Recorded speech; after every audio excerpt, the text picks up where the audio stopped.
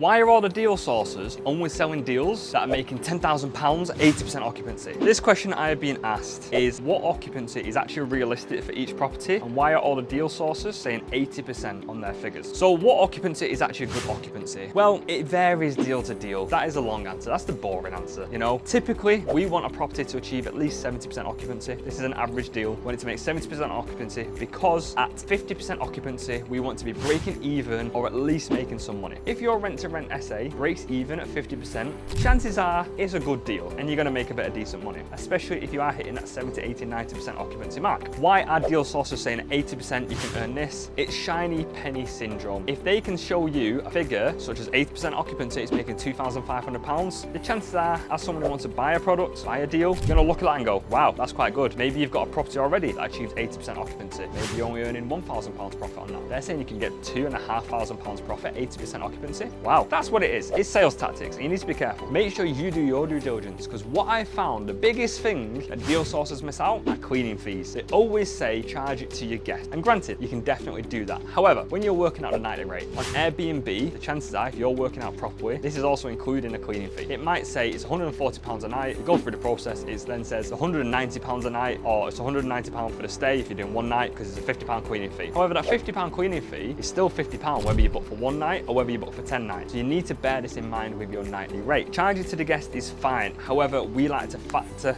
it in because you can't always charge it to the guest. Airbnb nightly rates tend to be slightly lower than Booking.com nightly rates because they don't include the cleaning fee at the start. When you click it, the rates then go up. The cleaning fee is included in that, if that makes sense. What do I mean by this? Well, this means that they're trying to get your attention and then the price goes up when you select the booking because there is a cleaning fee on it. Make sure you do your due diligence properly and make sure you're checking all your figures to make sure that this deal stacks. 80% occupancy is quite high, but it depends where it is. It is very achievable. A lot of our properties achieve 80% and above. However, some of them achieve 60%. For instance, we pay £1,500 rent, but we can get £200, £300, £400 per night. So even at 30, 40%, we're still making profit. You need to really look at your numbers, your due diligence, and make sure that that deal stacks. There is no percentage that makes that deal work. It's all property specific. But if you're looking at 70% occupancy and you're making good money and you're breaking even at 50%, chances are it's going to be a good deal. Hopefully that has answered the question. If it has, please leave a like rating. Send me a message if you've got any other questions or anything like this. Share it with a friend and hopefully I can help you soon. Thanks so much for watching, guys. Peace.